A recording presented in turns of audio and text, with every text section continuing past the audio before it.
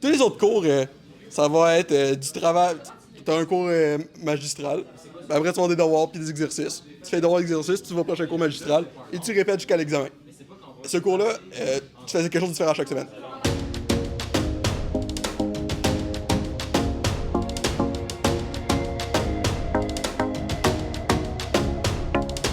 On a voulu faire un bac différent des bacs de sciences normaux et donc on a intégré des projets intégrateurs à chaque session. Donc en début de programme, on a des projets qui sont plus axés sur la programmation quantique et le développement de solutions quantiques.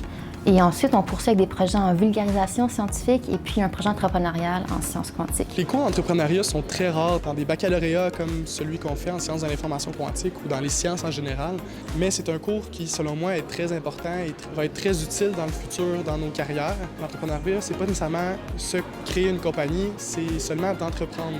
On voulait léguer aux jeunes c'est quoi une démarche entrepreneuriale, puis très simplement expliquer, trouver un sens, générer une idée à partir d'une communauté dans laquelle on veut contribuer. Et après, c'est de la gestion de projet. Sur un aspect, je vais travailler plus les documents, l'SDP, le budget de caisse, un tableau récapitulatif des entrevues. Une autre semaine, ça va être vraiment, j'appelle les gens, je m'en vais voir les gens, essayer d'avoir les autorisations, essayer de voir les permissions, essayer d'avoir du financement. Une autre semaine, ça va être vraiment des rencontres d'équipe où on va discuter du projet ensemble, essayer de diviser les tâches toute l'équipe. Toutes les compagnies peuvent être liées à la jeunesse. Le cours était d'identifier un enjeu, une communauté qu'on pouvait aider.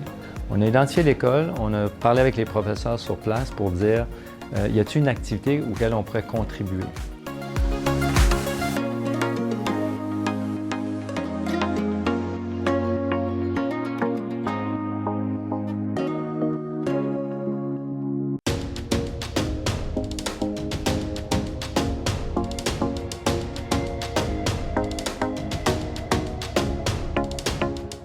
Ils sont comme venus tous nous voir, puis ils ont écouté nos suggestions, savoir qu'est-ce que nous, ça nous tentait de faire. Puis avec ça, ils ont vu qu'est-ce qui serait possible pour nous aider le mieux. D'être avec les étudiants, ça rajoute beaucoup de concrétisation au projet. Ça va aider à vous venir chercher nos émotions. Organiser un projet comme celui-là, c'est pas quelque chose qui s'apprend dans un livre. Donc, c'est pas théorique, c'est des notions qu'on apprend en le faisant. Donc, toutes les étapes, comment s'organiser, être en contact avec les gens, oser aller les voir. On n'est pas dans une salle de classe ordinaire, on n'est pas assis à nos bureaux à écouter le professeur en avant. On a fait un processus qui était créatif pour s'amuser en même temps d'apprendre. C'est vraiment un cours qui nous sortait de ce à quoi on est habitué dans nos cours vraiment magistraux classiques à l'université, de maths, de physique, ce genre de choses-là. Et aussi découverte de l'autre, parce qu'on rencontrait des gens qu'autrement j'aurais jamais rencontrés, j'aurais jamais parlé.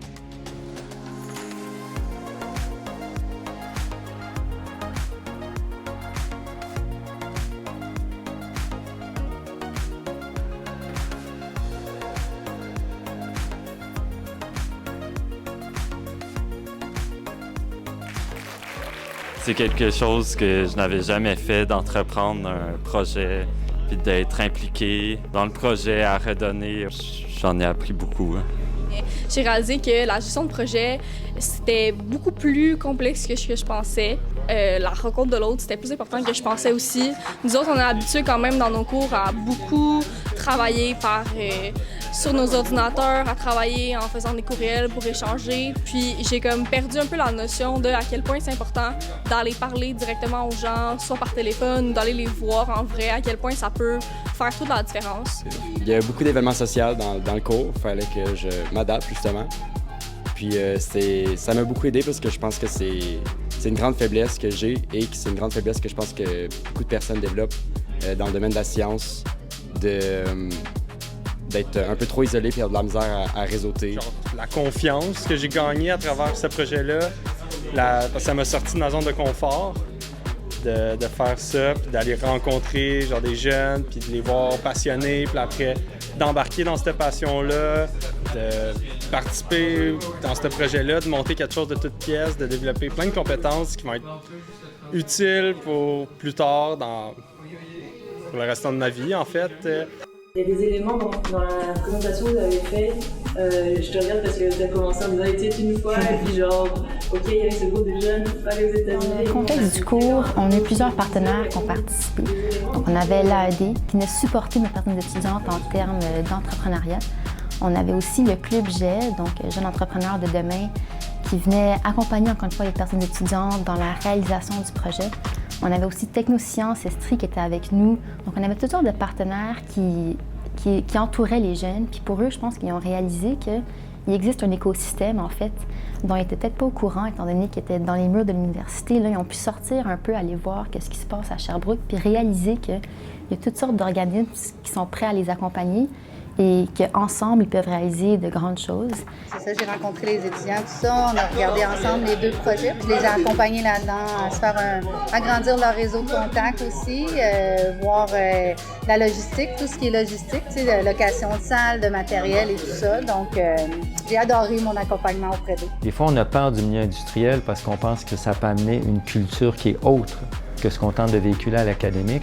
Mais je dirais au contraire, créons des ponts dès le niveau du bac.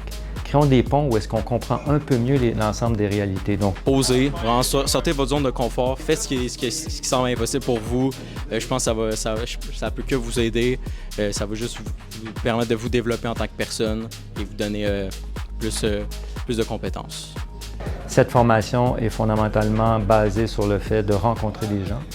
Alors, ça m'amène beaucoup de satisfaction de voir que les jeunes reviennent nourris de plusieurs perspectives. Et ça l'ouvre le monde. Puis cette ouverture du monde, pour moi, c'est ça l'université. C'est ce qu'on tente de créer ici.